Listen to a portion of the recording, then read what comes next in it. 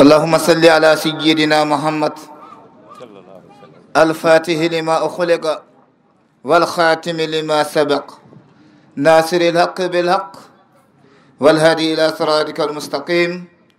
وعلى آله حق قدره ومقداره العظيم. يا همة الشيخ اهدر لنا بهذا المهدر فلتأتي لنا بنزرة تأتي لنا بشفر. caggal en jetti Allah en juli annabijo sallllahu alayhi wa sallam ko adi fof enen ñaago Allah jam ko Allah jogui yo Allah waɗan en jam, kawral ko Allah jogui yo Allah hawrin ɓerɗe men, yidde ko Allah jogui yo Allah yinnidiren, kala ko wiri ha sidagal yo Allah ittu e ɓerɗe meɗen. so ɗum yawti on calminama, on juurama, on duwanama, on ñagama duwaw. fuɗɗi e nodduɗo ñalowma o e mbo o noddani ñalowma o ceerno men Ahmad Sall e dennangal sehlaɓe makko e musidɓe makko e hoddiɓe makko e yiɓɓe makko to Allah, to nelaɗo Allah, to Cheikh Tidiane, to Baye, e ñaguima Allah jaam yo Allah waɗanen ɗum, yo Allah yoɓɓon ko ɓuuri moƴƴere. on du'anama, on ñagama duwawo. so ɗum yawti dennangal mawɓe ko rendi ɗo ko on fof on calminama, ala limtude inde o ma o, kono on ñagama duwa, on du'anama. sukaɓe almuɓɓe denduɓe ɗo ɓe, on du'anama, on ñagama duwawo. e kala mbo Allah newnani teppere mum wawi notade ɗo fof, aɗo ñaage duwa, aɗo du'ane kala ɗo gonɗa. so ɗum yawti noon ceerno men ceerno Ahmad Sall o wi kalen Cheikh Tidiane noon wela haalde. o wi en kaal Cheikhou Tidiane e ɓuura Cheikhou Tidiane. ko ɗum waɗi noon ceerno men an mbo fuɗɗorani en karamatu Cheikhou Tidiane. karama Cheikh Tidiane noon so tawi a fuɗɗorani haalde karama Cheikh Tidiane, fuɗɗor gila jibinede makko ron karama makko fuɗɗi.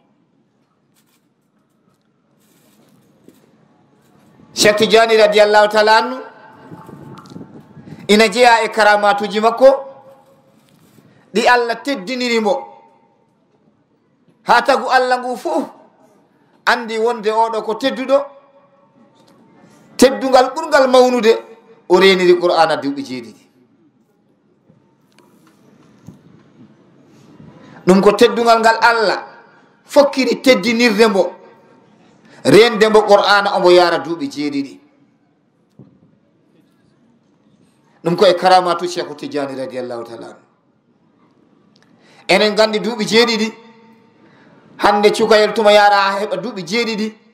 fuɗɗo wawde haalde haala ka laaɓa, wawa mantade hunde. so tawi kanko noon ko ɗon Allah renniri mo Qur'an, enen gandi ɗum kam koye teddugal mangal waɗi ɗum.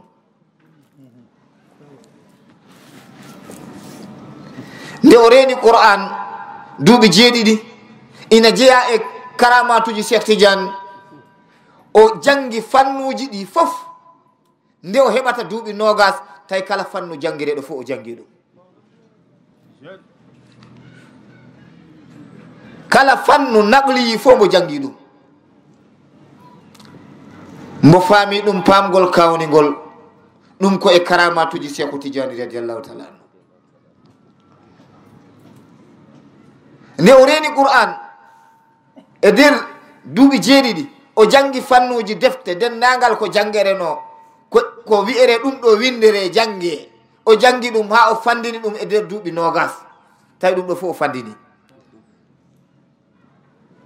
ɗum ɗo ko e karamatuji Cheikhou Tidiane. ina jeeya e karamatuji Cheikh Tidiane. bam makko e nene makko desnimo, Allah waɗi nde ɓe desnimo noon omo yara duuɓi 20, nene makko e bam makko fof dutti e juuɗe jomirawo, ka en fof ñalade worere maayi gubba ɓaɓiri goro. ɗum ɗo koye karamatuji Cheikh Tidiane. nde nene makko e bam makko maayi gubbama qabri goro kanko Cheikh Tidiane radiyallahu taala anhu e karamaji ɗi Allah rokkimo ɓernde makko nde hongi nde felliri nde fokkirani ɗaɓiroyde worɓe Allah ɓe ɗaɓirgol worɓe Allah ɓe joni kam gandal wona gandal leɓerengal ngal gandal binderengal ngal wona ngal mo sohli goni ko gandal hongal ko gandal worɓe Allah ɓe rijalullahi ɓe ganduɗa ko ɓen Allah wi araro rijalullahi ɓe ganduɗa ko ɓen goni worɓe ɓe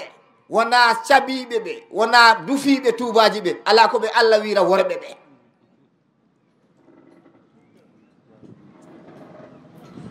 ɗum noon ɓen rijalullahi ɓen noon waɗi Allah yiyaɓe arrijalu qawwamuna ala nisai ɓen Allah forni ɗumen ɓen worɓe noon ɓe ganduɗa ko ɓen woni ɓe Cheikh Tidiane felliri wittoyde gandal worɓe Allah ɓe mbo ɗaɓira worɓe Allah ɓe mbo fokkiri mon tamno debbo mbo wi debbo o mi fokkiri voyage mo pokkinmi o noon mi wawra yaadude e maɗa voyage mo pokkinmi o a wawra kam ɗo fadde voyage mo pokkinmi o mi andaro jahanmi voyage mo jahanmi o mi anda he hombo jahanmi voyage mo jahanmi o mi anda ko toro voyage mo jahanmi o mi anda tuma gartammi ɗum ɗo piwi noon mbawa yaadude e debbo wawa muñande ɗiɗo ɗi ɗum noon armi yaafo macce mi seerama ɗum koye karamatu Cheikh Tidiane mbo seeri debbo ɓayno mo yararo mbo wawra yaadude e debbo mbo anda no mbo yararani ɗo momo yara e dow o mbo anda ko hombo mbo yarani e dow mbo suɓaki ko kaarijo leydi ni mbo yarani mbo wiyani ko leydi kaari te lawol ngol ko lawol ñaagol ngol wela yaadude e debbo boy debbo o worami tonguma ɗo keɓa haqqe am walla mi heɓa haqqe ma ɗum noon armi yaafuma mbo yaafi debbo ɗum koye karamatu Cheikh Tidiane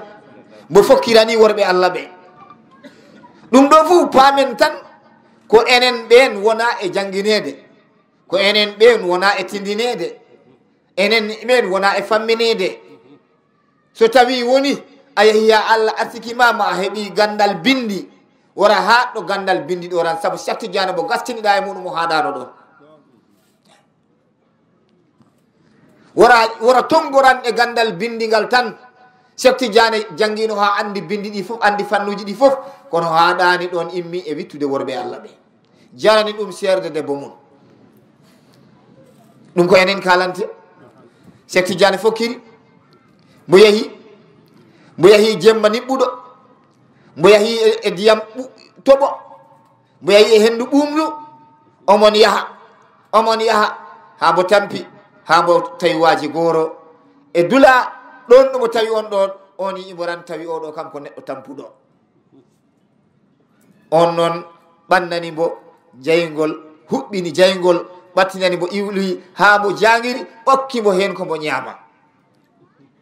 moƴƴi e makko ha gayni woni ha subaka mbo wayni on mbo fokkiri wona ɗon mbo hattani ko raɓɓide haala histoire Cheikh Tidiane e karamaji makko Cheikh Tidiane mbo yaari noon ha mbo yetti Tunis nde mbo yetti Tunis mbo won ɗon omon jangina ha inde makko nanta ha mbo faama ha mbo anda ha mbo nana gandal makko e porgol makko e gandal mbo won ɗon ha timmi duuɓi 10 mon ɗon omon jangina gandal ilmu naqli ko ɗum mbo jangintani joni noon mbo nanti kabaru makko ho nanama ha laamu ɗum fof andi kabaru makko lamɗo o windi lettere ñalade wotere neldi mbo lettere o wi Cheikh Tidiane radiyallahu taala anhu mbo totta lettere o mbo ɓangi lettere o mbo laari lettere o mbo tawi o lettere ko windaɗo e o lettere Cheikh Tidiane mi nani gandal ma mi hoolima gandal ma joni noon mino yiɗi waddema directeur gona ko an woni directeur dennangal école aji laamu ɗum fof ta ko a wonɗo directeur o